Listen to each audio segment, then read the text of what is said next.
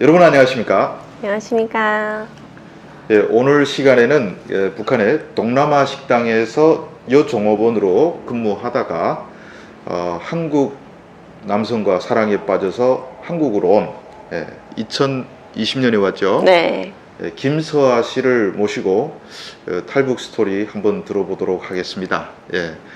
동남아 캄보디아에서 오셨죠? 네. 캄보디아 어느 식당에서 일했어요? 저는 캄보디아 관광을 기본하는 시엠립이라는 지역에서 2년 정도 근무를 했고, 그 푸놈펜 수도, 캄보디아 수도에서 2년 정도 근무했어요. 네. 언제부터 쭉 한번 자기소개 한번 해보시죠. 네. 그러니까 제가 2014년에 그러니까 평양에서 그러니까 외국으로 캄보디아로 이렇게 떠났어요. 그래서 거기서 14년도부터 18년까지 4년 정도 근무하다가 태국에서 좀 뜻밖의 좀 힘든 좀 고난을 겪으면서 태국에서 살다가 한국으로 20년도에 들어왔어요. 20년도 지금 언제 정확하게 20년 몇 월에 들어왔어요? 저 20년 들어오기는 6월 달에 들어왔어요. 근데 국정원 생활, 하나원 생활을 다 마치고 사회에 나왔던 시기가 2020년 11월이었어요. 그럼 아직 2년 채 안 됐네요. 네. 이만갑에 캄보디아에서 한수혜 씨가 2016년인가 탈북했죠? 네. 그때 일할 때 한수혜 씨가 탈북한 거예요? 제가 같이 있을 때 수희 언니가 먼저 나갔어요. 요즘 우즈벡에서 네. 5명이 왔다고 네. 지금 나오는데 아마 그쪽도 아마 한국 남성하고 이렇게 사랑에 빠져서 왔다. 저도 이런 봤어요. 뉴스가 나오던데 한수혜 씨가 나오고 그리고 2년 뒤에 또 사랑에 빠져 나왔는데 참 북한에서 이거 어떻게 막아야 돼요? 미녀들이 빠져나가는 거. 자, 그러면 식당에서 어떤 공연도 하고 막 그랬죠? 네, 저희 공연도 하고 그 공연하는 사람이 내려와서 막 서빙하고 했어요. 그러니까 저희가 그러니까 두 가지 일을 하는 거죠. 서빙도 하고 공연도 하면 진짜 너무 시간도 없고 정말 바쁘게 일했어요. 공연은 어떤 걸 했어요? 공연은 저는 주로 무용, 한국 무용을 담당해서 춤 추고 탭댄스 이런 거 추면서 노래 살짝 하고 내려오고 했어요. 제가 캄보디아 알아보니까 캄보디아가 이 서아 씨가 탈북한 다음에 난리가 났다고 그러더라고요. 왜냐면 최고의 에이스를 한국 남자한테 뺏겼다고.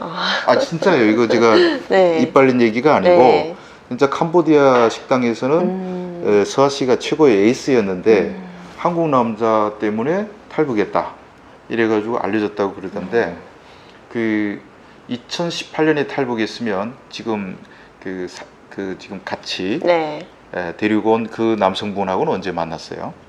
제가 2017년 7월부터 저희가 그러니까 연애 1일 시작한 거예요. 그러니까 제가 봤던 그 시기는 2016년 말이었어요. 한 12월 정도였어요.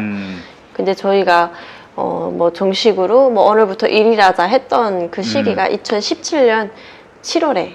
그러니까 한 8개월 정도는 그냥 손님으로. 손님으로. 그럼 한 어느 만큼 자주 찾아왔어요?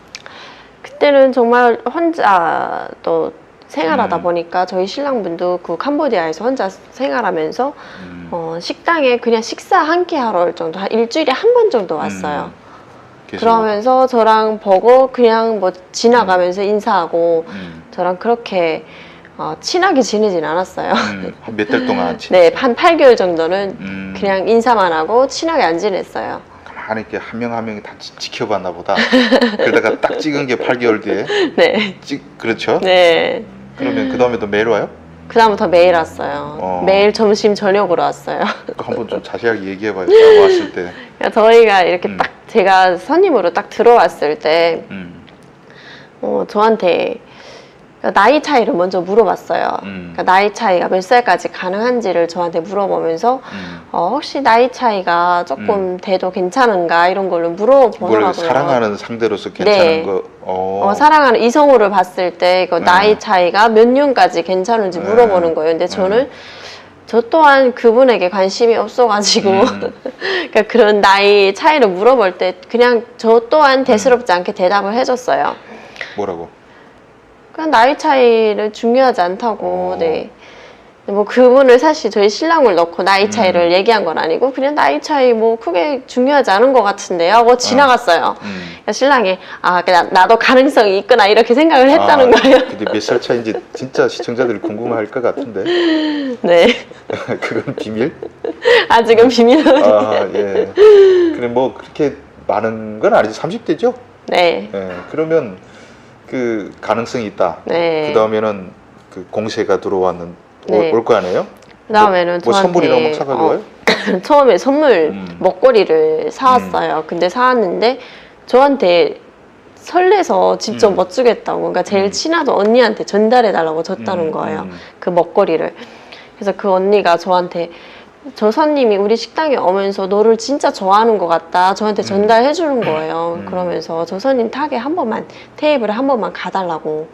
그래서 그 손님 테이블에 가서 한번 좀 대화도 해보면 너도 마음이 갈 것 같다고 이렇게 얘기를 해주는 거예요. 그래서 저도 그 먹거리 보니까 너무 예쁜 거예요, 먹거리가. 그래서 이거 내가 갖고 싶었던 건데 하고 딱 그 받고 인사를 하러 갔어요, 정식으로. 그러니까 제가 가서 뭐 제가 먹거리 받았다 하면서 얘기를 했고 저도 뭐 오빠한테 관심이 없진 않는 것 같다 이렇게 얘기를 했어요. 그러니까 저희 신랑이 그럼 내가 이제 매일 와도 되겠냐고 저한테 물어보는 거예요. 그래서 매일 오면 좋죠서야 이렇게 하고 그 다음 날부터 매일 오게 된 거예요, 식당에. 저녁마다? 네. 그 남편분은 거기서 뭐 하던 분이었어요? 그때는 성형외과, 뿌띠, 그런 코리안 뷰티, K-뷰티 이런 쪽으로 투자를 했어요. 사업가? 네, 사업하던 사람이었어요. 그래 매일 점심에는 안 오고 저녁마다 와요? 처음엔 저녁에만 오다가 나중에는 점심부터 왔어요. 그러면 그 먹거리랑 뭐 이런 거 주면 본인이 가져요, 거기에? 저희 못 가져요. 그럼 어떻게 해요? 그러니까 그 팁을 받게 되면 저희는 그 카운터가 있어요. 카운터 일 보는 사람한테 가서 그 돈을 팁을 주게 됐어요. 저 얼마 받았다 하고 주고 그 돈 팁 받은 그 금액을 종이에 써서 줘요. 저 얼마 받았다 하면은 그 금액을 쭉 기록했다가 저희가 3, 4개월 분기에 한 번씩 그 돈을 인당 100불씩 나눠줘요.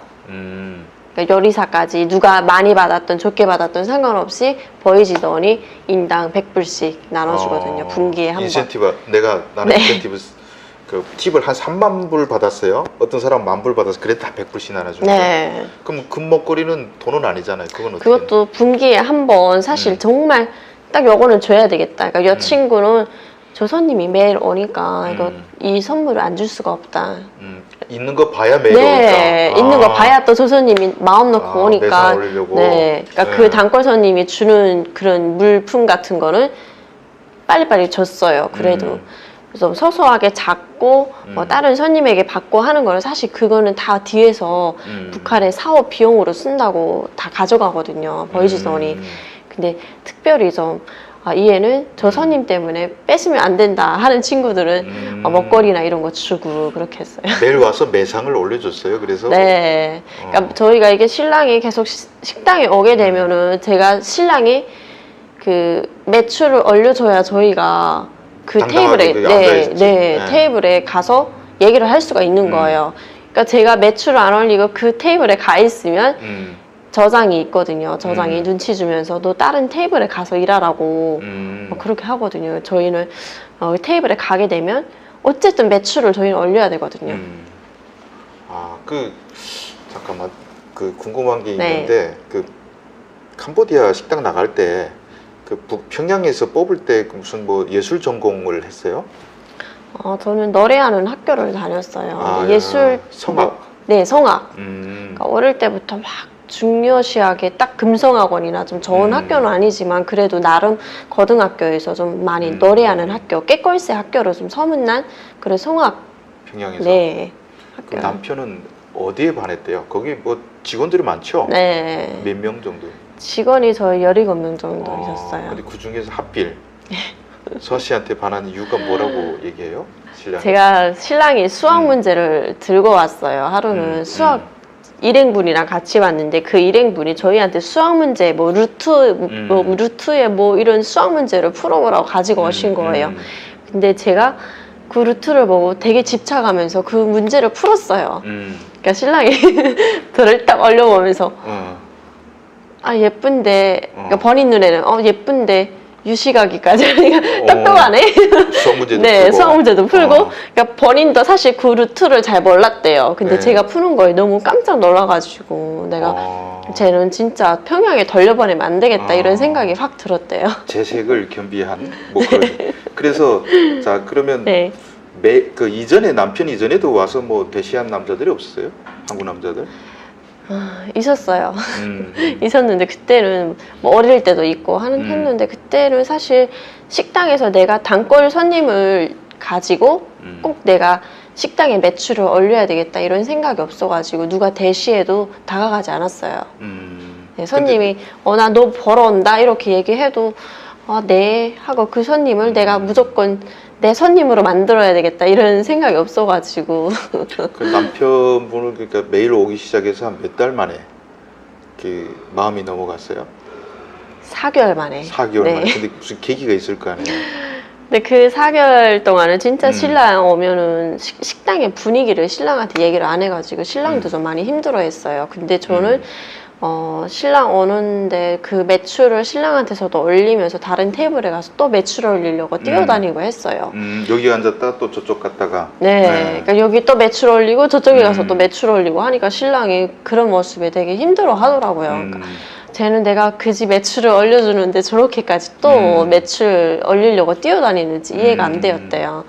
근데 저는 그래도 이게 사명감이 있어가지고 네, 힘들게 뭐 내가 무조건 해야 된다 이런 생각으로 진짜 열심히 했던 것 같아요.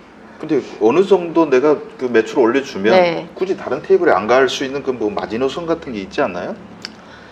네, 진짜 여기 신랑 테이블에서 내가 또 팔았지만 그래도 그걸로 저는 성이 안 차더라고요. 그러니까 이 테이블에 하루에 저희가 인당 1인당 500불 이상을 팔아야 돼요. 500불 이상? 네.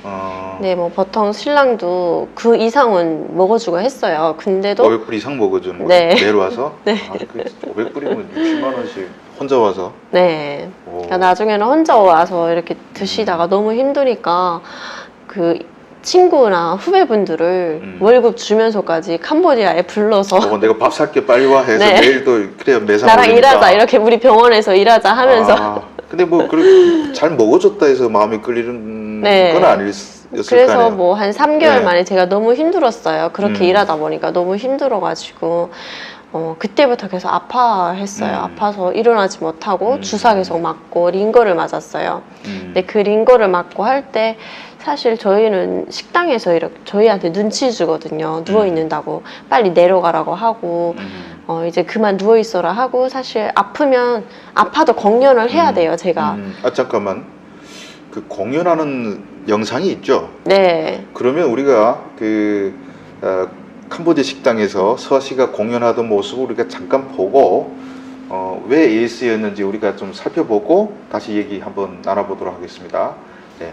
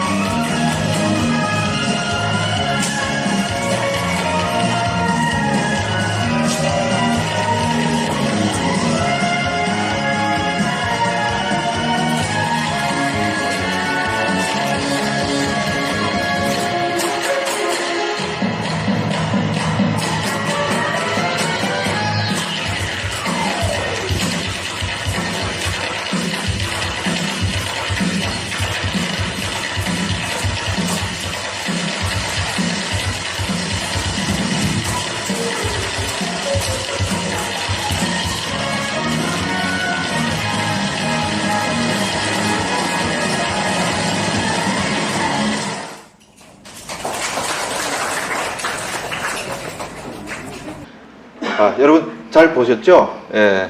공연하는데 아니 뭐 물론 우리 뭐 북한 식당들 가면 다 이렇게 공연을 하고 뭐 그렇게 합니다만은 거기서 이렇게 춤추고 하던 모습 우리가 지켜봤습니다. 그런데 그 이제 남편이 뭐 선물은 목걸이 하나만 갖다 줬을 건 아니잖아요. 네, 먹거리랑 뭐 한 번씩 이렇게 올 때마다 그러니까 좀 한 계기별로 크리스마스 때는 크리스마스 선물, 또 생일 때 생일 선물, 진짜 계기 때마다 항상 챙겨줬어요. 그러니까 새해 선물로 뭐 새해 선물도 챙겨주고. 근데 사실 저희도 이게 선물을 주고 싶은데 이게 제한돼 있잖아요. 그래서 하루는 시장에, 그러니까 저희가 시장에 나가고 쇼핑하러 나갈 때가 있어요. 그런데 쇼핑하러 나가서 제가 초콜릿을 샀어요. 초콜릿 사서 거기다가, 그러니까 선물 직접적으로 제가 비싼 고가의 그 비싼 물건들을 못 사니까 그 초콜릿 하나 사가지고 거기다가 글러 적어서 제가 선물 주기도 했고, 신랑은 그냥 그런 계기가 있을 때마다 항상 저한테 선물을 해주고. 근데 뭐 선물에 마음이 너무 그러진 않았어요. 그 계기가 뭐예요? 사실 계기가 제가 진짜 아플 때 호박죽을 직접 써서 가져다 주는데 진짜 거기 감동이었어요. 호박죽을요? 네. 오, 죽에 넘어갔다고요? 죽에 넘어갔어요. 그러니까 뭐 금목걸이 뭐 이런 데 안 네. 넘어가다가 호박죽에 네. 그 죽을 매일 싸가지고 왔어요? 매일 가지고 왔어요. 그래서 저희가 그거 죽도 사실 받으면 안 되거든요. 근데 저희가 그거 받으면 거기 손님이 뭐 타는 줄 알고 받냐, 진짜 그거 못 받게 해요. 근데 저한테 몰래 주면 저 그거 몰래 가져가서 냉장고 넣었다가 이렇게 돌려 먹고. 그 손님 방은 칸막이가 있어요? 저희 손님 룸이 있는데 이렇게 보통 홀에는 이 칸막이가 없었어요, 처음에는. 근데 식당 자체에서 대북 제재로 이거 식당이 잘 안 되니까 그런 룸에서 사실 매출을 뽑아야 되거든요. 근데 룸이 모자랐어요. 3개밖에 안 되었는데 그 3개가 룸이 다 찼어요. 그래서 나중에는 그 칸막이를 사다가 칸막이 쳐놓고 CCTV 다 보이게 칸막이를 쳐서 서빙하고. 그 보시더는 둘이서 무슨 얘기하나 계속 네, 지켜보는 거예요. 지켜보고. 진짜 어떤 분들은 그 방에 들어가면 CCTV가 안 들어간다고 생각해요. 그러니까 저희가 너희 저거 CCTV야? 라고 물어보면 아니요, 우리 저거 무슨 전기라면 화재 그런 경보기예요, 이렇게 얘기하면 손님들 그거 진짜 믿더라고요. 여러분 믿지 마세요. 앞으로 지금 북한식당 몇 개 없겠지만 그거 진짜 CCTV고 계속 지켜봐요. 그러니까 보이지던이 안 보는 날은 사장이 보고, 또 보이지던 와이프가 있거든요. 그 와이프가 가족이 다 보는 거예요. 그럼 죽 주는 것도 다 보겠네? 네. 뭐 그 비판 안 받았어요, 그런 거? 근데 보통 그렇게 먹어도 또 넘어가 주더라고요, 또. 죽이니까. 네, 죽이니까 넘어가 주더라고요. 뭐 돈을 이렇게 몰래 한번 넣어와 해가지고. 네. 그래서 죽을 딱 써주는 남자의 다감? 뭐 그런데 아마 마음이 끌렸다는 거죠. 네.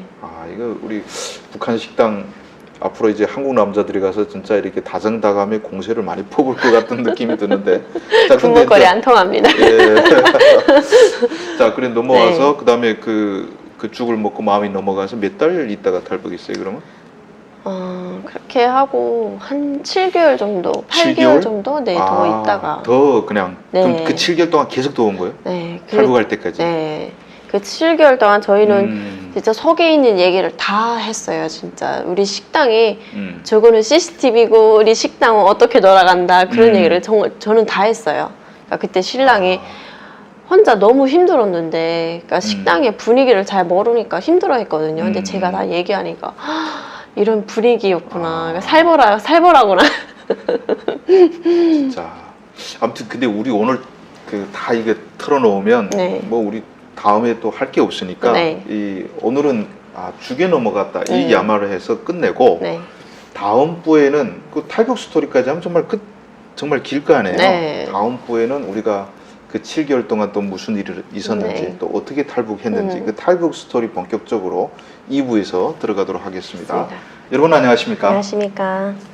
예, 오늘 시간 지난 시간에 이어서 캄보디아 북한 식당에서 온 김서아 씨 모시고 오늘은 진짜 탈북 스토리 본격적으로 한번 들어보도록 하겠습니다. 저번 시간에는 그 죽의 마음을 빼앗겼다.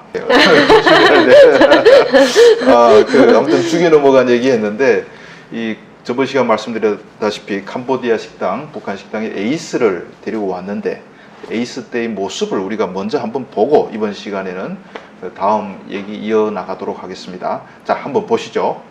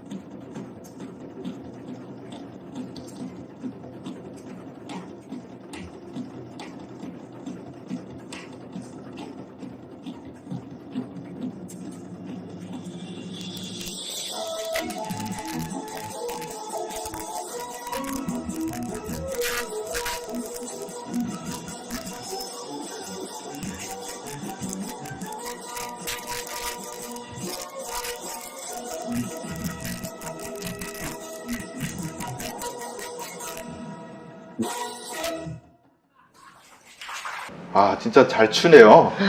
저 진짜 캄보디아 식당 책임자는 정말 마음이 알찌근하겠어요. 네, 사실 저희가 공연이 전 세계적으로 제일 잘한다고 들었어요. 그러니까 어떤 식당, 북한 식당에 가면 홀이 없어서 공연하는 그 무대가 없어서 그냥 손님들 식사하는 사이에서 공연하는 식당도 진짜 많다고 들었거든요. 근데 정말 공연이나 의상 이런 거 보면 전 세계적으로 진짜 북한 식당에서는 제일 손꼽히는 것이라고. 네.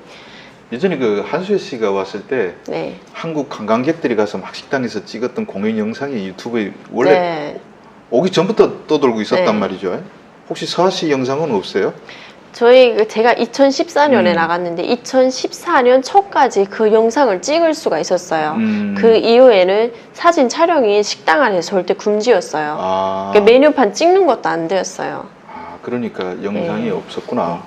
북한 남자들이 바보야 진짜. 이렇게 여성의 마음은 진짜 죽이 넘어가는데 북한은 그런 거 없잖아. 그래 다 준다고. 네. 한국 남자들이 북한에 가면 북한 여자들 다 진짜 마음을 다 훔쳐올 것 같은데. 근데 제가 또 이렇게 신랑한테 더 다가갔던 게 신랑 그 풍채가 사실 허벅지 쓸 수 있는 그런 풍채가 그런 몸이 아니거든요. 좀 덩치가 있어가지고. 정말로 간부 체격이네. 네, 간부 체격이고 막 근육 있고 그러니까 운동을 해서 근육 있고 잘 혼자 이렇게 해먹는 사람이 아니거든요. 근데 그런 사람이 해왔다는 게 더 감동이었어요. 그거 한국에서는 기본이에요. 그게 아니라 더 기본인데 그거 몰랐구나. 자, 저도 써줄 수 있어요. 죽이 아니라 더한 것도 쓸 수 있는데. 진짜요? 연락 많이 주세요. 아무튼 그래서 와서 매일 와가지고 매상을 올려주잖아요. 매상을 올리려면 뭘 사야 매상 올려요? 평양술이나 양주를 먹어야 돼요. 그 평양술 얼마예요? 평양술이 제일 싼 게 가이드한테 나가는 돈이 있어요. 근데 그 가이드 가격 빼면 60불이었어요. 한 병에. 제일 싼 게 60불. 제일 싼 게 60불. 제일 비싼 술은요? 제일 비싼 술은 500불요. 평양술이 500불? 네. 어떤 술이죠 그게? 내가 먹어봤는지 모르겠다. 산삼술이라고 산삼술. 도자기에 들어간 거예요. 그거 나는 여기 와서 좀 맛이 없어서 안 먹는데 정제가 잘 안 돼 있거든요. 산삼술이. 그러면 양주도 있어요? 양주도 있어요. 그거는 얼마짜리? 양주는 한국보다 싼 것 같아요. 근데 싸면 손님들이 또 혹시 싸니까 드시거든요. 근데 그냥 여기 싸네 하고 드시는데 양주 시키는 분들이 생각보다 많았어요. 근데 제가 알기로는 조금 가짜라고 들었어요. 캄보디아에서 막 캄보디아 싸게 파는 거기서. 뭐 진짜 정품을 내놓을까 없이. 그럼 한국 술은 줘요? 한국 소주 있어요. 저요. 소주는 얼마에 팔아요 거기? 소주는 6불 한 병에 6불이었어요. 6불? 네. 그러면 양주 제일 비싼 거는 또 한 500불 넘어가요? 양주 제일 비싼 거 350불이었어요. 350불. 네. 그러니까 양주 한두 병 시켜가지고 음식 좀 시키면 그럼 1000불이 훌쩍 넘어가네. 네. 그 남편이 아까 뭐 4개월 그 이후에도 한 7개월 거의 1년 꼬박꼬박 온 셈인데 매일 와서 그래 한 1000불씩 그렇게 사줘요? 보통 그럴 때가 많았어요. 그러니까 제 매출을 올려줘야 제가 편할 것 같아가지고 신랑이 그래서 소아 내가 진짜 딱 예산을 어떻게 계산적으로 딱 얼마 잡고 내가 진짜 이 돈으로 소아 편하게 좀 해줘야 되겠다. 그러니까 제가 평양에 돌아가도 그냥 너는 그래도 내 테이블에 조금 편하게 있다가 가라 이렇게 생각하고 진짜 1000불 이상 쓸 때가 많았어요. 1000불 이상 그거 한 달이면 3만 불, 1년이면 거의 30만 불 넘네. 돈 많이 썼다 진짜. 근데 그때 그 돈 쓰면서 남편은 내가 서아를 꼭 한국에 데려가겠다 이런 마음이 있었어요? 아니면 그냥 어차피 우리는 이루어질 수 없는 사랑이다 뭐 이런 생각을 했대요? 꼭 이루어질 거라고 생각을 했대요. 근데 제가 평양에 돌아가도 꼭 무조건 나를 만날 거야 이렇게 생각을 했다는 거예요. 다시 탈북시키겠다 이런 생각이 있었던 거예요? 그러니까 제가 평양에 가도 우린 꼭 만날 수 있어 이렇게 생각해가지고 저는 저희 신랑 북한에 누구 간첩이 있나 했어요. 제가 북한 공부 열심히 해서? 아니요, 저를 계속 데리고 온다고 얘기를 해서 아니 북한에 누구 뭐 첩보원 있나 누구 어떻게 나를 계속 데리고 온다고 해. 진짜 그렇게 생각했어요. 근데 신랑은 저랑 같이 살 거라는 그거에 대한 자신감이 있었대요. 365일 꼬박꼬박 가가지고 근데 나라면 나는 그 북한 잘 알잖아요. 나는 그 매상 올리기 주기보다 그다 1000불 쓰면 식당 책임자 좋은 노릇하는 거지. 맞아요. 나는 500불 쓰고 500불을 줘야지 몰래 이렇게. 저희 신랑도 조금 바보예요. 바보 같았어요. 좀 없네 눈치가. 앞으로 그 평양 식당에 그 가서 뭐 혹시 내가 이런 아주 마음에 드는 여성이 있다 해서 작업을 하는 방법을 알고 싶다면 저한테 질문하십시오. 돈을 팍 전략해서 쉽게 보다 빨리 마음을 훔쳐오는 법을 우리가 알려드리도록 하겠습니다. 자, 근데 또 이 친구들마다 또 달라요. 그러니까 저한테 만약 500불을 줬다면 저는 꼬박꼬박 갖다가 줬어요. 어디다가 바쳤어요? 바쳤어요. 숨겨놔야지. 그러니까 친구들마다 다른데 그렇게 진짜 몰래 손님이 줘도 가져다가 바치는 친구들이 있고 진짜 알리게 졌는데도 진짜 감추는 친구들이 있고 그러니까 친구들이 성향에 따라서 좀 많이 달랐던 것 같아요. 감추면 들키면 혼나지 않아요? 네, 혼나죠. 근데 그래도 그렇게 혼나진 않아요, 사실. 방에는 그 한 방에 몇 명 같이 살아요? 저희 한 방에 4명에서 6명 살아요. 4명 내지 6명. 네. 이렇게 침대 하나씩 딱 붙여서 네. 군대식 잠자리예요. 식당 끝나는 시간은 언제 끝나요? 저희는 손님이 나가는 시간이 끝나는 시간인 거예요. 새벽 4시에 나가면 새벽 4시에 영업이 끝나는 거예요. 그건 좋다. 네, 그건 참 좋네. 그렇지. 맨날 식당 문 닫아서 쫓겨나오는 사람 입장에서는 참 좋은 평양식당. 예, 자, 그러면 7개월 뒤에 이렇게 본격적으로 탈북을 했잖아요. 네. 결심을. 그러니까 뭐 좋아는 했는데 근데 그때 막 이렇게 마음에 동요도 많았을 거 아니에요. 네. 왜냐면 뭐 가족도 있고 네. 뭐 그러니까. 근데 결정적으로 따라 나서게 된 거기까지 얘기 한번 좀 듣고 싶어요. 사실 너무 힘들었어요. 이게 반반이었어요. 내가 가면 안 돼. 가야 돼. 반반이었고. 그러니까 제가 평양에 가서 이 사람을 안 보면 그냥 끝날까? 이런 생각을 했는데 내가 이제 부모님 못 보는 것도 참을 수 있지 않을까? 근데 이 사람 내가 평생 살 사람인데 같이 운명을 같이 할 사람인데 내가 평양에 가서 너무 후회하지 않을까 이런 생각이 막 들더라고요. 그래서 후회하지 않게 이 사람 따라 가보는 게 어떨까 이런 생각도 있었고 내가 가게 되면 부모님은 어떤 처분이 따를까 이런 것도 많이 걱정하고 그 7개월 동안 내내 그랬을 거예요. 네. 8개월 동안. 그래서 제가 진짜 식당에서 근무하다가 올라가면 매일 울었어요. 힘들어서. 그 마음이. 네. 막 갈등이 생기는 그 마음 때문에 울었고 같은 룸메이트에 있던 친구들도 제가 우는 거를 그 이유를 알았어요. 여성들의 마음이 그러니까. 근데 형제가 어떻게 돼요? 저는 혼자예요. 네. 혼자? 네. 야, 그리고 남동생이나 오빠라도 있으면 네. 조금 부모님 네. 그런 생각이 있겠는데 나 외동딸인데 네. 근데 남자는 좋고 그러다가 어떻게 결정적으로 그래서 떠났어요? 이게 제가 2018년도에 평양에 들어갔어요. 근데 그때도 진짜 완전 들어간 거예요?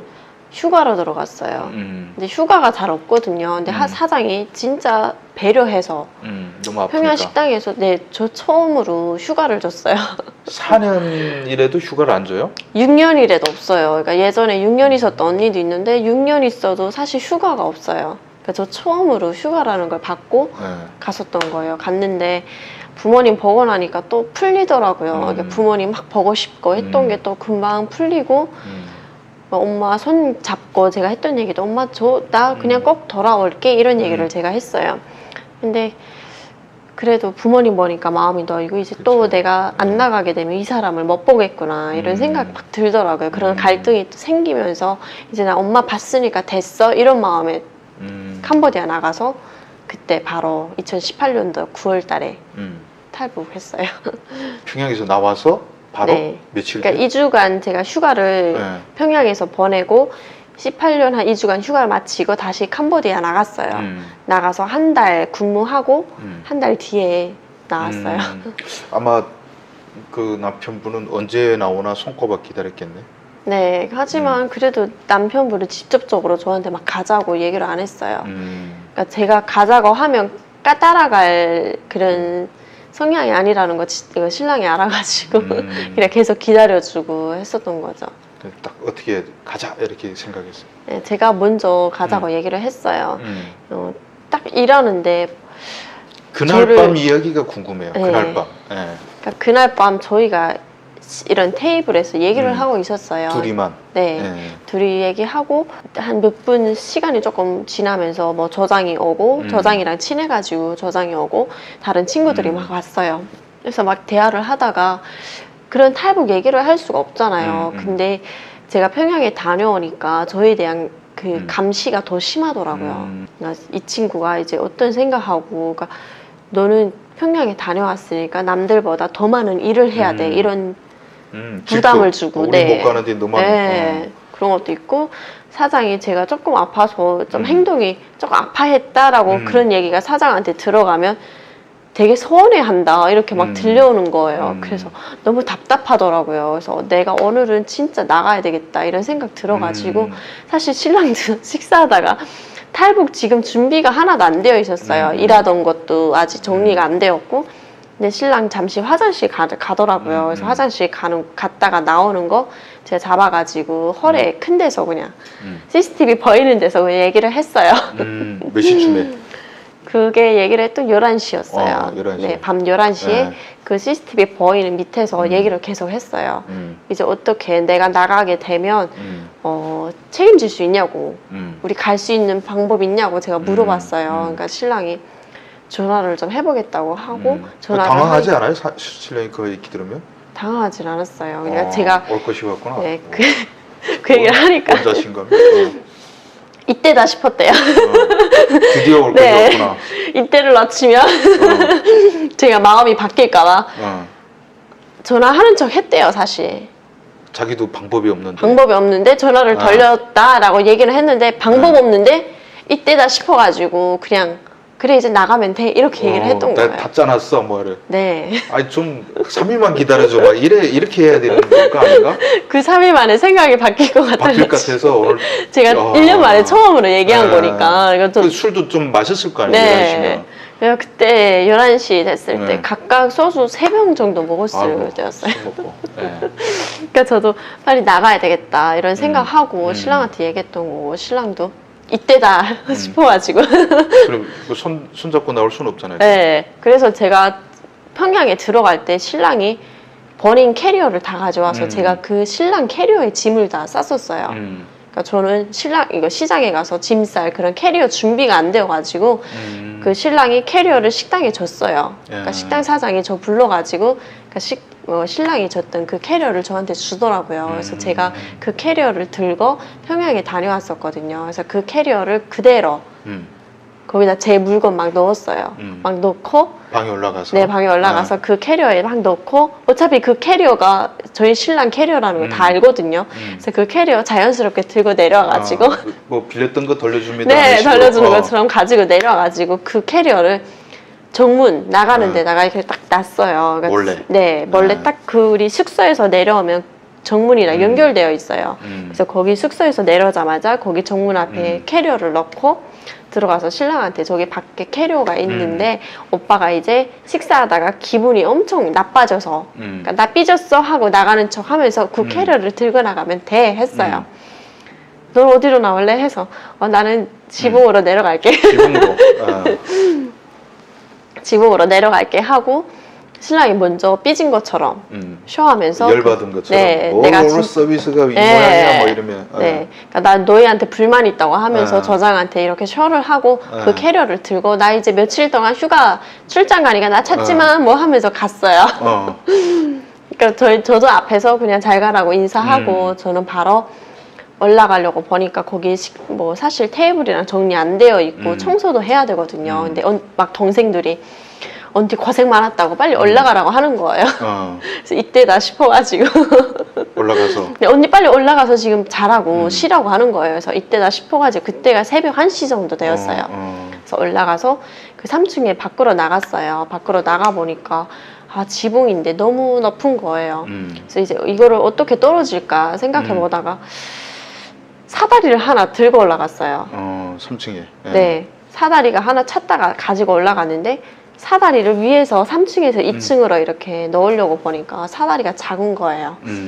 사다리가 떨어졌는데 그 떨어진 자리에 소리가 엄청 났어요. 그렇지. 근데 그 떨어진 위치가 사장이 쉬고 있던 방이었어요. 사장방 앞에 떨어진 거. 네. 일단 사장이 그 안에서 CCTV를 누구 뭐하고 지금 그걸 보고 있는 중인데 그 자리에 제가 사다리를 떨군 거죠. 그래서 너무 바빠서 다시 내려왔어요. 내려와서 사장 방에 가보니까 불이 켜져 있더라고요. 근데 조용해요. 계속 봤어요. 이젠 되지 않을까? 다시 올라가 볼까? 하고 올라가서 제가 신고 있던 신발이 되게 높았어요. 근데 그 신발을 거기 사실 신고 내려가려고 했는데 그 신발 신고 떨어질 수 없잖아요. 그래서 신발을 그 지붕 앞에다가 놓고 뛰어내려 보자 하고 보니까 이렇게 지붕에서 매달려서 미끄러질 수 있는 공간이고 미끄러지면 다리가 한 이 정도 뜰 수 있는 공간이 되더라고요. 그래서 이 정도면 꽤 괜찮지 않을까 하고 매달려가지고 쏙 떨어졌죠. 근데 다행히 다리가 좀 무사하더라고요. 그다음에 2층에서 1층으로 내려가려고 똑같은 방법으로. 네.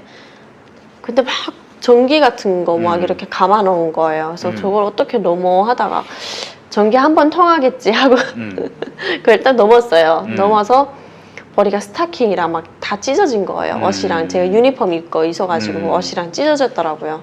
그래서 다행히 그 옆 지붕 1층, 2층에서 매달려서 보니까 거기 살짝 난간 비슷하게 내려갈 수 있는 게 있더라고요. 그래서 거기 매달려 있는데 떨어지지 못했어요. 네. 너무 무서워서 2층에서 1층이 더 높은 거예요. 그래서 무서워서 이제 못 떨어지겠다 생각했는데 신랑이 차 앞에다가 대기시켜 놓고 있다가 막 달려와서 저렇게 안아가지고 차에 막 싣고 야, 사랑의 탈출, 네, 자유와 사랑을 향한 탈출. 그 차에 실었어요. 네. 아마 그 지배인은 그때 아마 술 먹고 뻗었을 거야. 새벽 1시니까. 자, 차에 실었으면 그 다음에 이게 방향을 잘 잡아야 네. 되잖아요. 어디가 뭐 바로 또 이렇게 신고 들어가면 뭐 공안들이 뭐 경찰들이 따라붙고. 그래서 그 푸놈펜에서 어디로 빠졌어요? 사실 제가 저희가 푸놈펜에 있었어요. 푸놈펜에 있었는데 사실 지도를 잘 몰라요. 근데 제가 지도를 모르지만 모를 수밖에 없지. 그 뭐 어디 바깥에 돌아다니는 것도 아니고.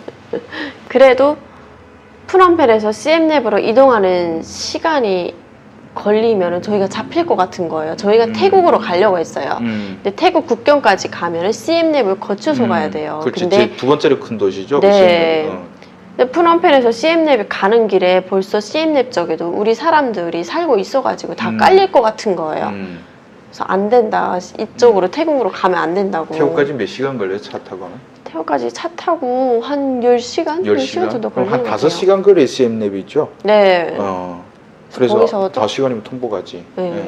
그러니까 벌써 제가 나가는 거를 사실 뒤늦게 알면은 괜찮은데 제가 나가자마자 식당에서 한 30분 만에 알았어요. 뭐 네. 잠잘로 안 왔는데 네. 원래 보냈는데. 네. 그러니까 그 먼저 올라갔던 친구들도 있고 그 후배들도 저 찾으러 다녔는데 없어가지고 금방 제가 나간 거 들킨 거예요. 그래서 바로 30분 만에 신랑한테 전화가 계속 왔어요. 그러니까 신랑이 전화기 차단하고 딱 쳐다보면 벌써 딱 저기 갔구나. 네. 그래서 어디를 CM랩 쪽으로 안 가고. CM 쪽으로 안 가고 제가 안 간다고 버텼어요. 그럼 어느 쪽으로? 태국으로 이제 가면 안 될 것 같다고 우리 잡힌다고 하니까 신랑이 그래 그럼 기사분이 있었거든요. 운전해 주시는 분한테 우리 그럼 라오스 쪽으로 보내달라고 해서 라오스 쪽으로 갔어요. 그렇지. 거기서 뭐 태국 가든가 라오스 가든가 네. 뭐 베트남 가든가. 네. 근데 베트남은 사회주의 공화국 네. 들어가면 안 되고 라오스밖에 방법이 없네. 운전해 갈 때 뭐 경찰이 막 뭐 단속하고 그런 건 없어요. 그런 거 없었는데 사실 뒤에서 계속 경찰차가 엄청 많이 다니는 거예요. 거기가 가면은 이렇게 시골 쪽이다 보니까 경찰차가 진짜 많이 지나다니는 거예요. 그래서 계속 놀랐어요. 우리 잡으러 오는 거 아니야. 너무 긴장되어가지고 그 라오스 국경 거기 인근 좀 넘기 전에 거기 어디 마을까지 가는데 그냥 너무 심장이 떨려가지고 잡히면 죽을 것 같은 그런 생각이 계속 드는 거예요. 우리 이제 잡히면 죽자. 경찰차가 너무 많이 옆으로 지나가니까 너무 이게 심정 뭐 그런 감정이 막 그렇더라고요. 그러니까 남편은 담담해요? 신랑도 무서웠대요. 근데 그때는 사실 무섭다고 얘기 안 했는데 후에 물어보니까 정말 무서웠다고 하는 거예요. 근데 본인도 진짜 잡히면 죽어야 되겠다 이런 생각을 그러니까 본인은 했다고. 안 죽는 거 뻔히 아는데 뭐 그래도 서아씨가 죽을까봐 겁이 나는 거지. 네. 겁이 그날 엄청 저녁으로 났다고. 넘었어요? 그래서 거기 마을에서 있다가 사실 거기 도와주신다고 하시는 분들이 저희한테 기다리라고 했어요. 저 며칠을 기다려라. 국경 이제 넘지 말고 기다리라고 했는데 제가 안 될 것 같은 거예요. 빨리 넘어가야지. 그 땅을 벗어나야 조금 안심이 될 것 같은 거예요. 그래서 제가 신랑한테 지금 빨리 넘자고 해서 그날 밤에 넘었어요. 그 라오스는 들어가서 그러면 뭐 프놈펜. 라오스는 들어가서 거기 하룻밤 프놈펜이 캄보디아죠, 진짜. 네. 그래서 비엔티엔 거기 비엔티엔, 네. 그쪽 라오스 수도 쪽으로 저희가 옮겨서 거기서 생활하면서 거기는 지냈어요. 몇 달 있었어요? 라오스에는 3개월 있었어요. 3개월. 네. 근데 라오스 들어간 그 한국 영사관에서 그렇게 또 들어가면 바로 보내주지 않아요? 그때 그때도 되게 사이가 라오스가 좋아가지고 그러니까 북한이랑 사이가 좋잖아요. 그래서 라오스에서 대사관에 딱 들어가야 된다 이런 생각은 진짜 못했어요. 그때 여러 대사관에 신랑이 전화를 돌려봤는데 지금은 조금 어렵다고 그렇게 대답이 돌아와서 조금 신랑도 많이 조심스럽고 저희가 라오스 대사관에 들어갔다가 혹시 문제가 생길까봐 그러니까 좀 위험해질까봐 신랑도 시절을 못했어요. 그러면 뭐 어떻게 왔어요? 그래서 저희가 라오스에서 지내다가 신랑이 이제는 안 되겠다. 저희가 너무 라오스에서 사실 도와주신다는 분이 저희를 한국에 편하게 보내준다고 했어요. 한 명이 나와서 보내준다? 네. 그런 건 보통 사기인데? 그래서요? 근데 저희 신랑도 그게 가능하다고 생각하고 돈 내라고 그랬죠? 네, 돈 내라고 해서 그래 신랑도 태국에 가서 힘들게 수용소 들어가서 고생하는 것보다 좀 라오스에서 가는 게 조금 더 도움이 되지 않을까. 바로 네. 한국에 보내주겠다? 네, 바로 그냥 비자 받아서 한국에 보내줄게 이렇게 얘기를 한 거예요. 근데 신랑도 가능성 있어 보이는데 이렇게 생각하고 이 사람한테 처음에 3천만 원이면 된다고 했어요. 그래서 그래 3천만 원 뭐 줄게 하고 이걸로 해줘 했는데 그 3천만 원이 며칠 지나서 뭐 5천만 원 더 있으면 내일 갈 수 있다고 하는 거예요. 그러니까 신랑이 내일 가는데 사람 지금 생명이 위험한데 빨리 사람부터 살려야 되는데 5천만 원 때문에 또 목숨이 간달간달 하겠어 이런 생각에 또 5천만 원 줬던 거예요. 3천만 주고 5천만 원 주고 근데 못 가고? 네, 못 가고. 그러니까 저희 신랑도 그때 뭐가 막 씌었었나 봐요. 아니 그러니까 그 진짜 사업하는 사람답지 않게 네. 그래서 얼마 그래서 뭐 거기 있는 기간에 3억을 그 사기꾼한테 띄웠어요? 네. 그리고 결국은 그쪽으로 못 오고? 네. 그래서 그쪽으로 못 오고 저희는 뭐 잡았어요 나중에? 지금 최근에 연락이 왔더라고요. 최근에 돈 갚는다고 연락이 왔어요. 아이고 사기꾼 갚는다는 건 그건 거짓말이에요. 그거. 네. 그래서 저희도 거서하려고 지금 준비 다 하고 있어요. 자 그러면 아까 그 남편이 그 캄보디아에서 그 사업을 한다고 했잖아요. 그럼 뭐 사업체를 뭐 정리할 시간도 없었겠네? 갑자기 정리 하나도 못했어요. 그 병원 같은 경우에도 같이 투자해서 하던 사람이 있었어요. 동업자가 있었는데 그 동업자가 그러니까 저희 신랑이 캄보디아에 들어오지 않는다는 그걸로 자기 병원이라고 다 가져갔어요. 병원도 떼었어요? 네, 그러니까 그 투자자 같이 동업했던 사람한테 병원도 떼우고 신랑이 좋은 차를 좀 탔어요. 근데 그 차는 북한 대사관에서 저 재산 손해배상 청구라고 저 재산처럼 취급하면서 그 손해배상 청구를 했더라고요 대사관에서. 그래서 북한 대사관에서 저희 신랑 차를 압수해가고. 무슨 차인데? 레인지로버. 레인지로버를 그것도 비싸. 캄보디아 되게 비싼 차인데. 그래서 레인지로버 압수해가서 그 압수하고 사진 찍어서 저희 신랑한테 보내줬는데 그 압수 그게 있더라고요 사진이. 그게 불법일 텐데 대북 제재 항목에서 그 한국 국민의 랜드로버를 북한에서 가져간다는 건 불법인데. 저도 그게 되게 아직도 좀 의문되는 것 같아요. 잠깐만 그러면 사기꾼한테 한 3억 띄우고 남편이 맨날 와서 또 뭐 한 1,000불씩 매상으로 한 3억 병원이 한 3억은 될 거 아니에요. 네. 올추 남편이 서아시를 데려오느라고 10억은 넘게 썼네. 아마도 그럴 것 같아요. 야 정말 값비싼 대가를 치르면서 왔구나 정말. 아니 그래서 혹시 나중에 그런 긴급 상황에 처한 분이 있으면 나한테 그때 연락이 왔으면 내가 진짜 잘 처리해 줄 텐데 너무 많이 고생을 했구나 진짜. 네. 그래서 그 결과적으로 비행기는 한국 정부에서 해서 온 거죠? 태국에서요. 그 다음에 저희가 결국 또 태국으로 갔구나. 갔어요. 네. 결국 태국으로 가서 너무 협박을 당해가지고, 그러니까 저희가 태국에 있는 전제를 대사관에도 얘기할 수가 없었어요. 또 그 북한 애들이 남편 전화번호 알아요? 네. 이메일도 알 거 아니에요? 명함 막 돌렸어요. 이메일. 계속 협박 안 와요? 그러니까 메일로 계속 협박이 갔어요. 그러니까 그때는 신랑이 또 제가 걱정할까봐 얘기를 안 해줬어요. 그때 뭐 신랑 메일 뭐 갔던 내용을 보면 빨리 돌려보내라고 소화를 빨리 돌려보내. 이 쓰레기야, 뭐 나쁜 새끼야, 찢어 죽이겠다, 뭐 진짜 뭐 협박하고 뭐 좋은 얘기도 있고 그 메일을 많이 보냈더라고요. 네. 그 필사적으로. 네. 자, 그러면 서아 씨가 탈북한 다음에 그 식당은 어떻게 다 북한 철수됐어요? 아니요, 철수 안 되고 영업 잘 됐어요. 영업도 잘 하다가 사실 그때 제가 나오면서 식당에 좀 에이스로 일 잘하던 친구들을 빨리 보냈어요. 평양에다 소환시켰어요. 그러니까 얘는 단거리 한 두세 명 대 하는 친구들은 다 소환시켰고 또 띄울까 봐. 네. 제가 제 비자를 사장이 특별히 조금 연장했었거든요. 한 2년 정도인가 그렇게 조금 더 연장해서 저를 오래 데리고 있으려고 했었던 건데 제가 나갔잖아요. 그러니까 사장 입장에서는 엄청 배신감이 들고 그러니까 저 같은 방심한 거잖아요. 어떻게 보면 저를. 그렇지. 네. 그러니까 또 다른 친구들도 사실 또 그런 저 같은 일이 생길 것 같으니까 빨리 들여보내고 사실 영업은 잘 되다가 19년도에 대북 제재로 진짜 이제는 거주하지 말라고 했어요. 캄보디아에. 그리고 없어졌어요? 네. 아, 캄보디아에서 2016년에 한 명 또 오고 18년에 또 오고 근데 그걸 또 방심하다가 22년에 또 우즈베키스탄에서 또 5명이나 오고 네. 김정은이가 무서워서 어디 내놓겠어요? 네? 그거 뭐 내놔서 좀 공연시키면 미네들을 다 한국 남자들한테 또 이렇게 마음에 사랑에 빠져서 오고 나니까 아마 대북 제재가 풀려도 뭐 식당들 나오기가 좀 쉽지는 않을 것 같은데요. 네. 그러면 그 북한 식당에서 일할 때 그 주 고객은 한국 사람들이었나요? 저희가 이렇게 CM립 같은 경우에는 사실 관광지였어요. 앙코르와트 때문에 한국 분들이 이렇게 단체로 많이 왔어요. 그래서 여기 같은 경우에는 사실 한국 분들이 많이 차지했어요.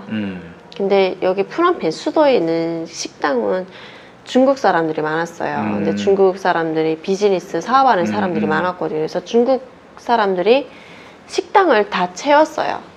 다 채우고 그 외에 한 테두리에 한국 사람들 몇 명이었던 거예요.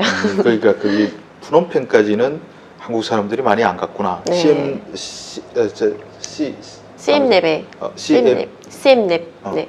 CM랩에는 한국 네. 사람들이 많이 가고 네. 이쪽에는 또 한국 사람들이 있었고 자, 그러면 벌써 또 시간 많이 흘렀으니까 그 식당에서 일할 때 그 중국 사람들도 보고 한국 사람들 보고 그랬을 거 아니에요. 우리 그 식당 종업원의 시각에서 봤을 때 우리 한국 사람들은 어떤 모습이었는지 그게 궁금한데 그건 다음 시간에 한번 얘기하도록 하겠습니다. 여러분 안녕하십니까? 안녕하십니까? 네, 오늘 시간 또 캄보디아 북한 식당에 있다가 탈북해서 2020년 한국에 입국한 김수아 씨 모시고 또 그 식당에서 있을 때 그 한국 남성들 아까 그 죽에 넘어갔다는 얘기 들으니까 되게 궁금하잖아요. 그러니까 다른 일반적인 한국 남성들을 봤을 때 북한 남성들만 보다가 어떤 이미지로 비춰졌을까? 이것도 우리 한국 사람들 입장에서는 궁금해요. 그러니까 그때는 서아 씨가 북한 여성의 입장에서 봤을 거 아닙니까? 지난 시간 그 얘기할 때는 그 프놈펜 식당에는 중국 사람들 주로 많이 온댔잖아요. 그러면 중국 사람들은 중국 노래 불러요? 그 앞에서? 중국 노래 많이 불러요. 보통 저희가 이렇게 중국 노래를 사실 어떻게 보면 북한에서 중국이라는 건 좀 사이가 좋고 중국 드라마를 북한에서 많이 방영해줘요. 그래서 중국 노래를 부를 수가 있어요. 그래서 저희가 중국 손님들이 주 고객이기 때문에 중국 노래를 부르면서 그러니까 북한 당에 대한 노래 그런 노래를 같이 이렇게 섞어서 불렀어요. 그 중국 노래 부르는 영상이 있죠? 네. 그거를 제가 이제 받아가지고 한번 보여드리도록 하겠습니다. 나중에 받아서 삽입하도록 하겠습니다. 들어봅시다.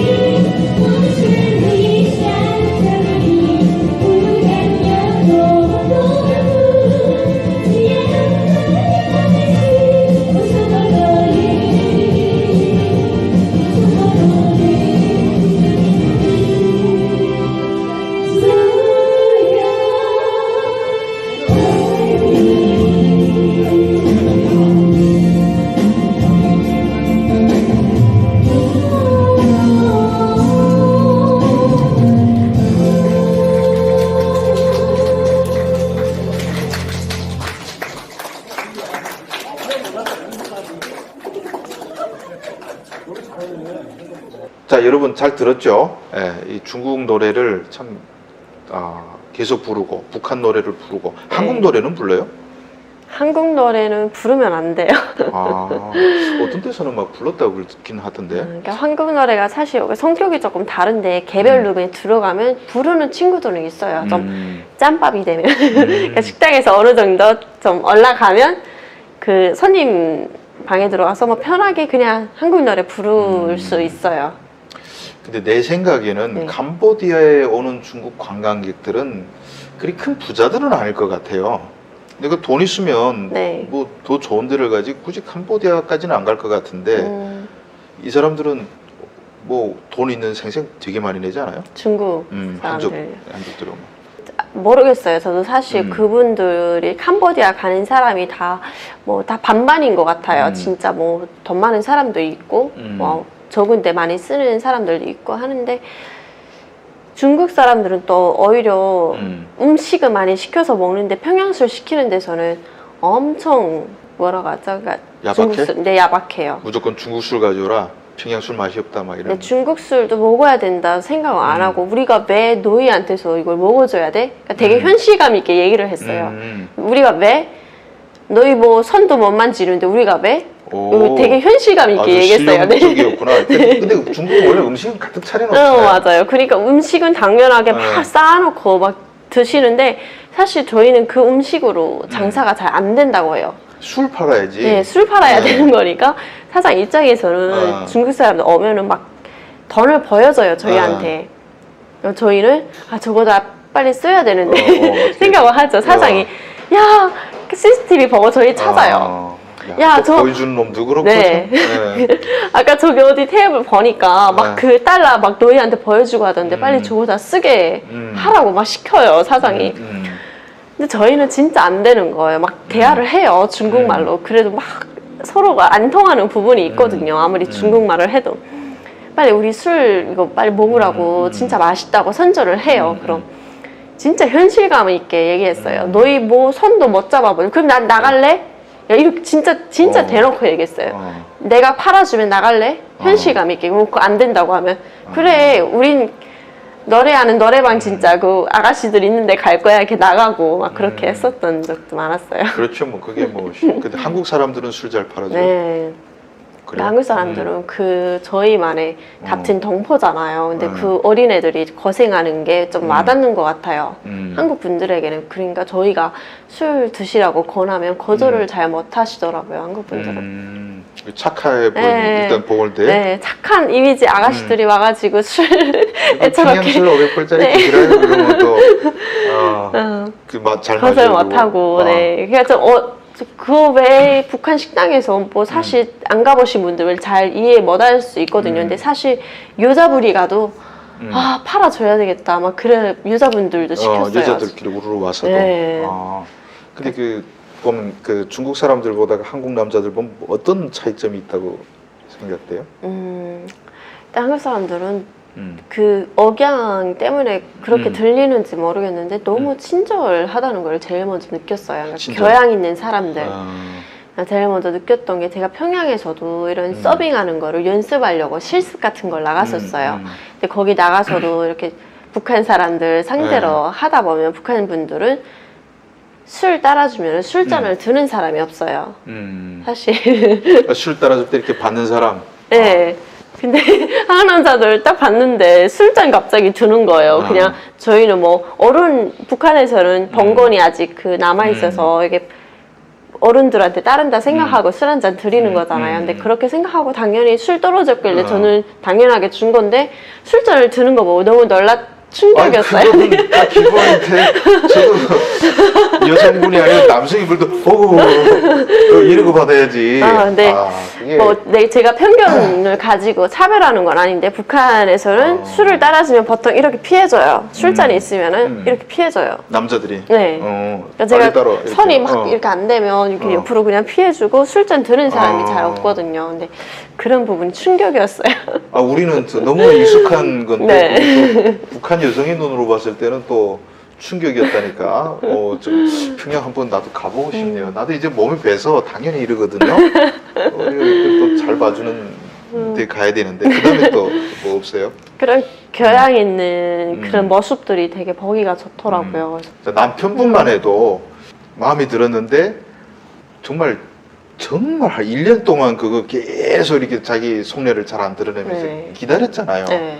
아마 중국 사람 같으면 아마 뭐 딸로 뭉치 딱 내놓고 갈래 말래 막 이랬을 것 같은데. 네, 진짜요. 저한테 그 불가리 팔찌 있죠. 이렇게 뱀파이어인가 이렇게 다이아몬드 엄청 들어간 거를 보여주면서 가자고 하는 거예요. 중국 사람이 가자고 막 하고 야 그럼 제가 안 간다고 했죠. 그럼 요거 줄게 주겠으니까 밥 한 번만 먹어줄래? 하는 거예요. 그래서 제가 나 혼자 밥 먹으러 나가는 건 절대 안 되고 우리 식당 다 직원들 같이 나가면 그게 가능해 라고 얘기를 해줬어요.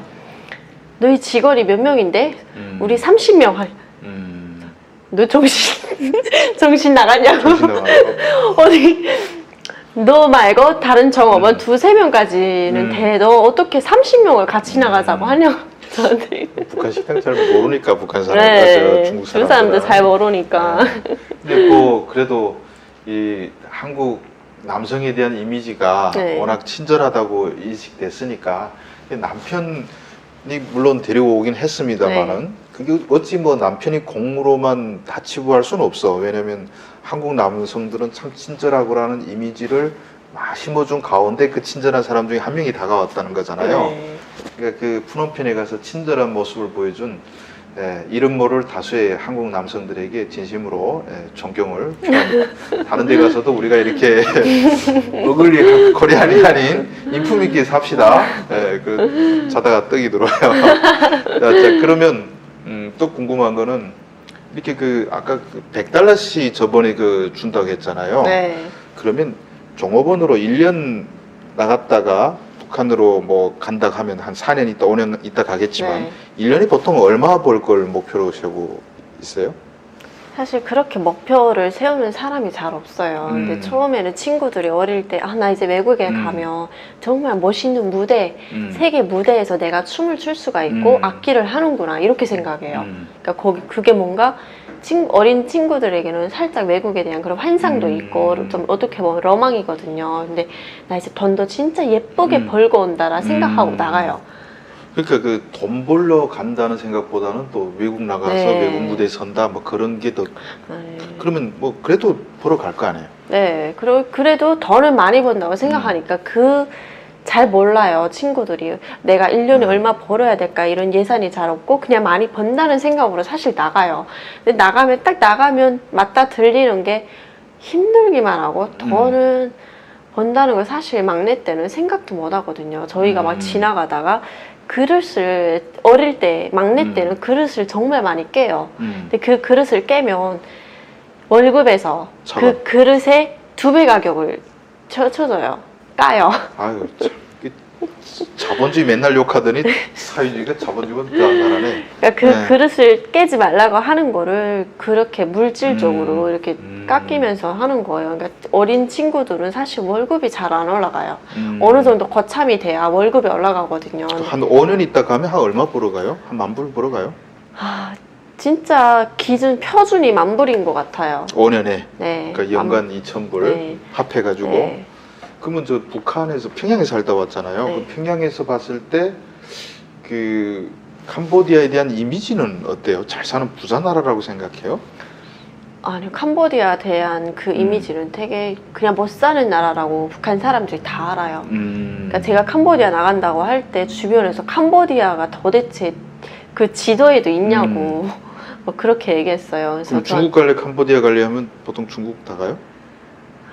중국 가는 친구들도 있는데 중국은 사실 거주를 잘 못해가지고 그런 안정된 식당이 잘 없다고 이게 소문이 나 있어요. 중국은 가면 거주 쫓겨다닌다. 거주 못해서 여기 식당에서 잠깐 있다가 저기 가고 이렇게 쫓겨다닌다 이런 얘기가 너무 많이 들려가지고 캄보디아는 정말 깨끗하고 정갈하고 좀 그런 이미지로 되게 돈도 많이 벌어온다 그런 이미지로 좀 소문이 났었어요. 무대도 세계적으로 제일 큰 무대가 캄보디아 거기 북한 식당에 있다 이렇게 생각하고 진짜 그 이미지가 되게 좋았어요. 캄보디아에 북한 식당의 넘버원은 캄보디아다. 캄보디아 자체는 못 살지만 그럼 가보면 수도 푸놈펜 보니까 느낌이 어땠어요?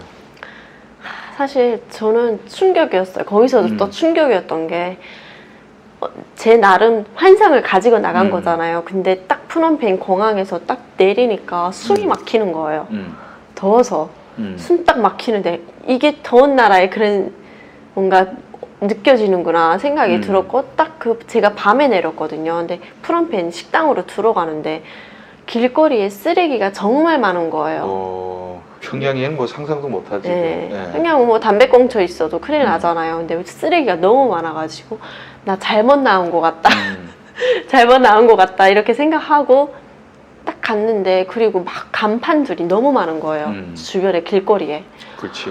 간판들이 너무 많고 적응이 안 되고 덥지 거기다가 쓰레기 있지. 나 외국 잘못 나왔다고 집 가고 싶은 거예요. 그러니까 한 3일째 지나서부터 계속 울었어요. 나올 때 몇 살이었어요? 제가 나올 때가 만 18세. 18세. 네. 진짜 어렸을 때니까. 네. 그래서 막 그런 것들이 막 쓰레기 이런 것들이 너무 놀라웠고 나 이거 잘못 온 거 아니냐고. 쇼핑몰 같은 데는 가봤어요?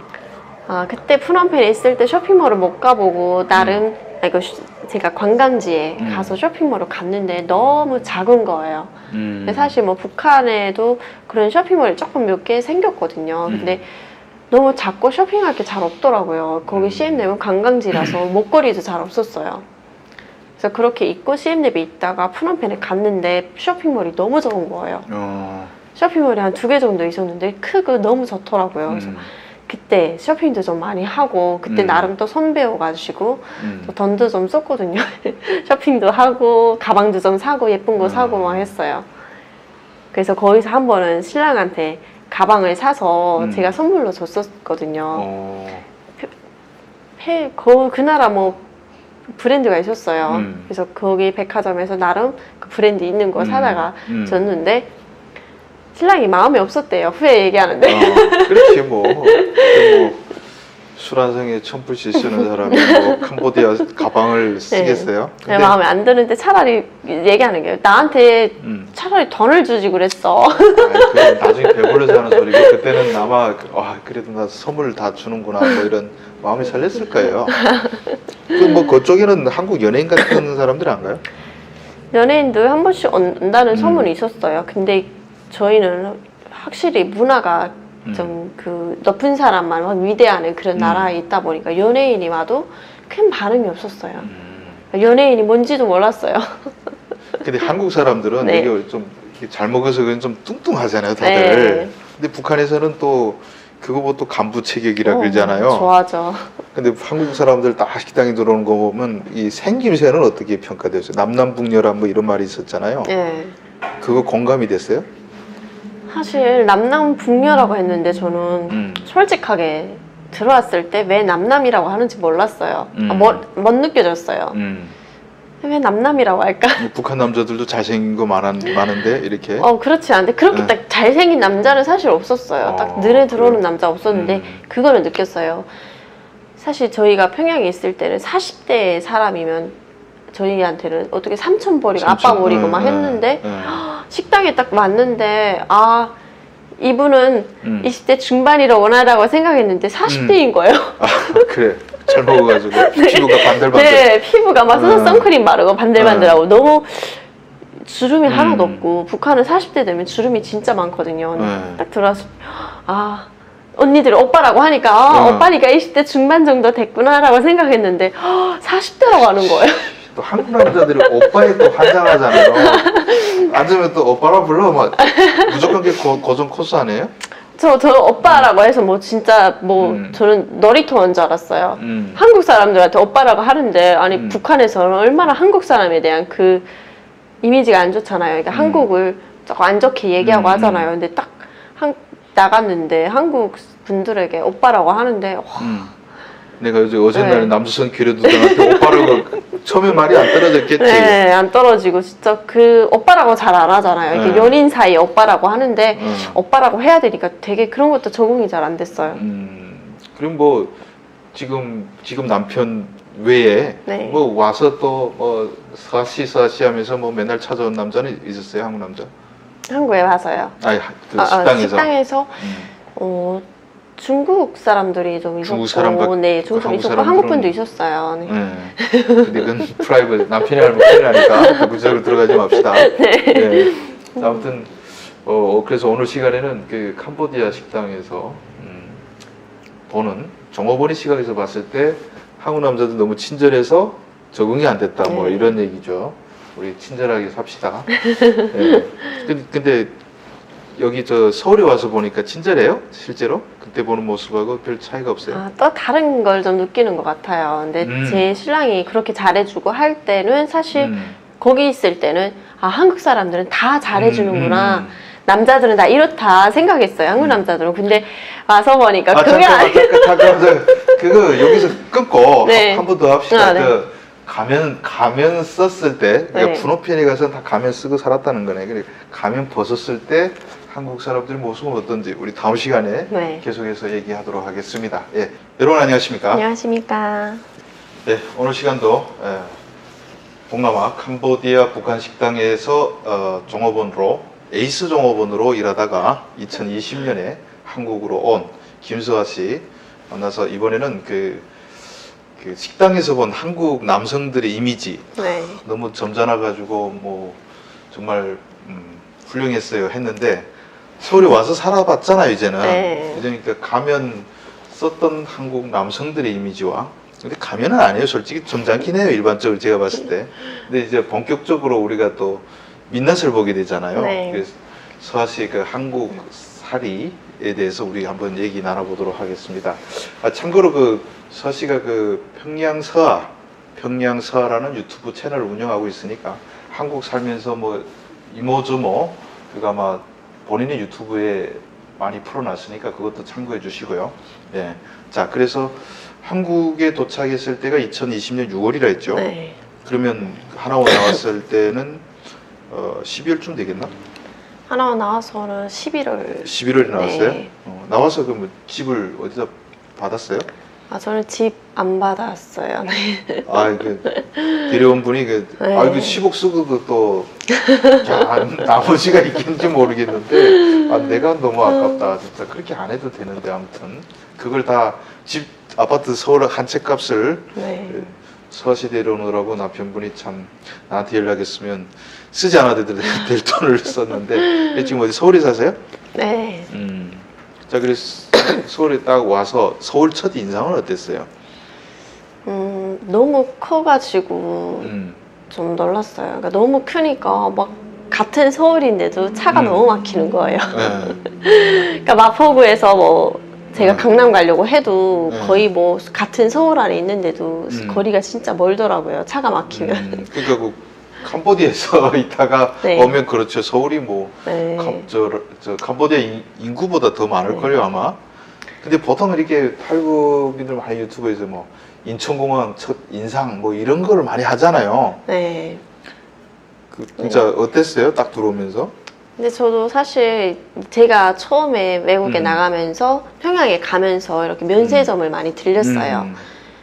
근데 제일 조금 속상했던 게 인천공항에 딱 도착했는데 사실 그 면세점 구경하는 그 쏠쏠한 재미가 있잖아요. 근데 저도 뭐 나름 왔다 갔다 하면서 중국에서 면세점 구경도 하고 했는데 인천공항에 딱 도착하니까 코로나로 다 쓰고 다니고 면세점이 다 문 닫고 사람이 없고 이런 거 보니까 너무 좀 썰렁하다고 해야 될까요? 좀 너무 조용하고 하니까 마음이 안 좋더라고요. 2020년, 네. 2021년에 한국에 들어온 사람들이 많지 않거든요. 네. 코로나 기간에. 네. 들어온 것만 해도 다행이긴 해요. 근데 인천공항에 원래 들어올 때는 면세점 못 봐요. 나갈 때만 보고. 맞죠. 그런데 와서, 오자마자 네. 그 조사 기간에 바로 들어가서. 네. 와서 인천공항 딱 도착해서 다 문 닫고 조용했죠. 근데 거기 코로나 검사를 따로 해야 되거든요. 근데 그 국정원 분들이 저를 데리러 워시를 또 저 데리러 나왔더라고요. 그래서 그분들이랑 같이 이렇게 검사하러 다니면서 같이 동행하고 바로 저수자 병원에 갔다가 국정원으로 들어갔어요. 근데 들어올 때 국정원이라면 되게 무섭다 이런 생각이 있지 않았어요? 네, 근데 사실 뭐 태국에서 2년 동안 살 때도 내가 이제 국정원이랑 이런 데 어떻게 가겠어라는 생각을 했어요. 그때 가면 어떨까 이런 고민도 해보고 했는데 태국 수용소에서 열흘 동안 진짜 힘들었어요. 너무 힘들었어가지고 거기가 그냥 저한테는 호텔 같았어요.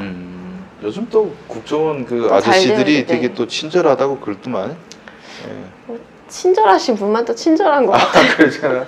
어떻게 우리 앞에서 친절하지 않을 수가 있지. 그 캄보디아에 있으면서 한국 무슨 TV나 드라마 이런 건 전혀 못 봤어. 네, 그때 볼 못 수 봤어요. 없겠죠. 네. 그러니까 한국에 대한 이미지가 없이 왔다는 거죠. 그나마 태국에서 신랑이 예능 프로그램이나 드라마를 보여줬어요. 근데 드라마를 봐도 또 태국에서 탈북했는데도 현혹이 안 되었어요. 아, 드라마 보러 빨리 한국 가야지 막 이렇게 생각 안 했어요. 그때 제일 보면서 그래도 한국에 대한 좋은 인상을 가졌던 게 예능 프로그램 1박 2일을 보면서 1박 2일. 네. 너무 힘든 그 시기 때 그걸 보면서 좀 많이 좀 안정이 되고 좀 마음의 여유가 생겼던 것 같아요. 그거 보면서 위안이 되고. 신랑이 주성아 TV는 안 보여주던가요? 네, 못 봤어요.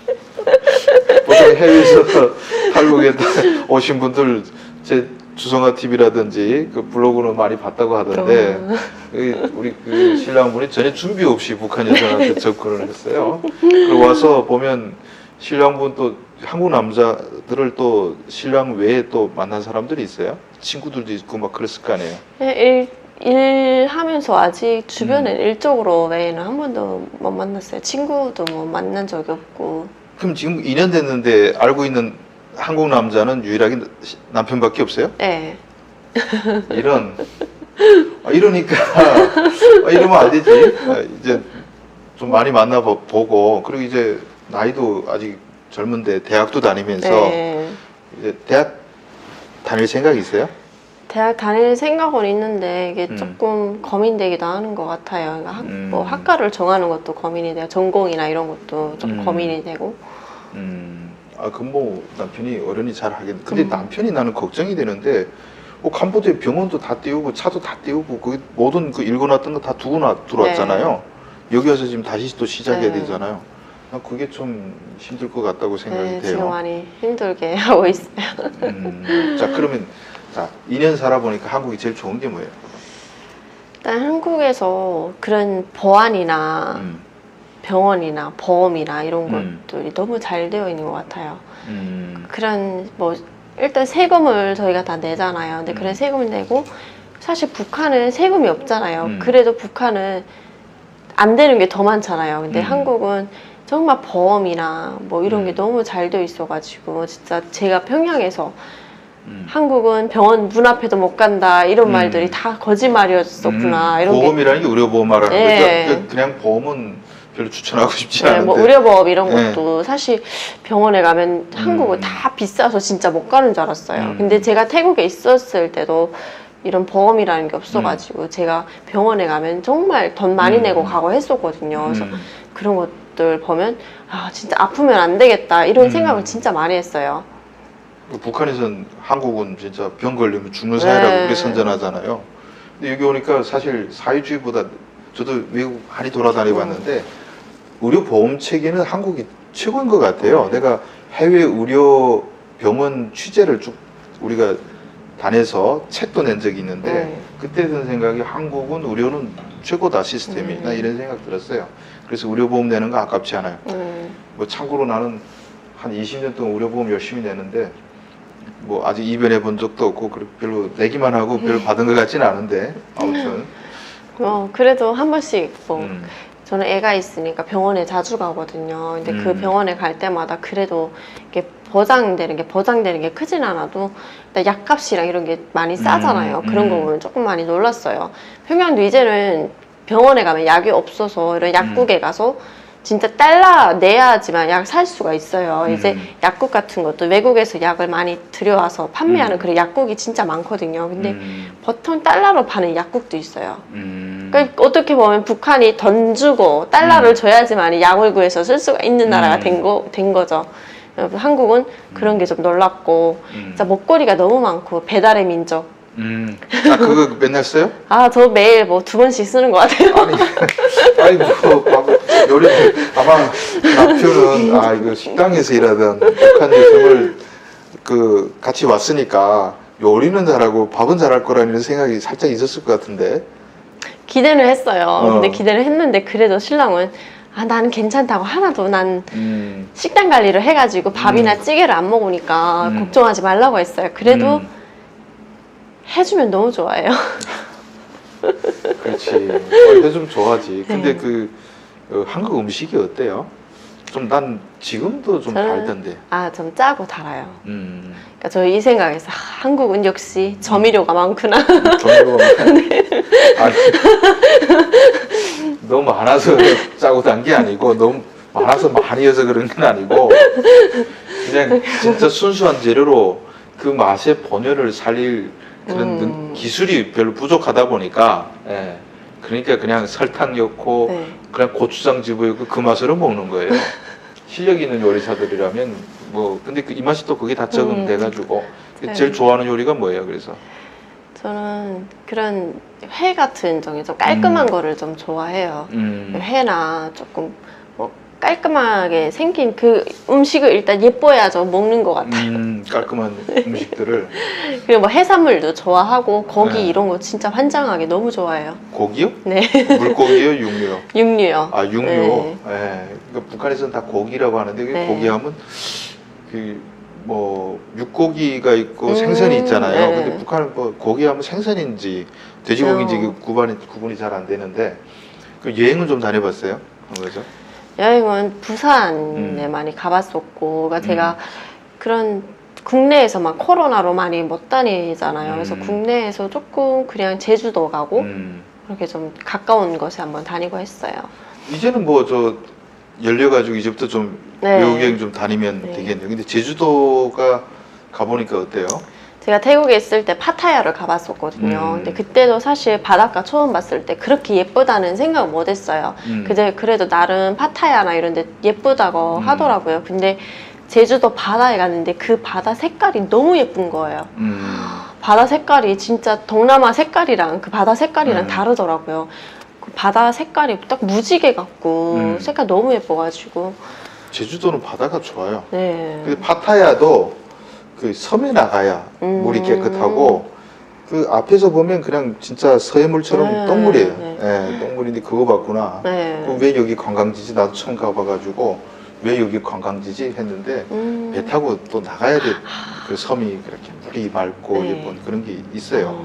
푸켓도 푸켓 가봤어요? 못 가봤어요. 푸켓도 거기 가보면 그 바다 앞에는 그렇게 맑지 않은데 뭐 조금 가서 피피섬 뭐 이런 데 가면 정말 물이 깨끗하고 좋아요.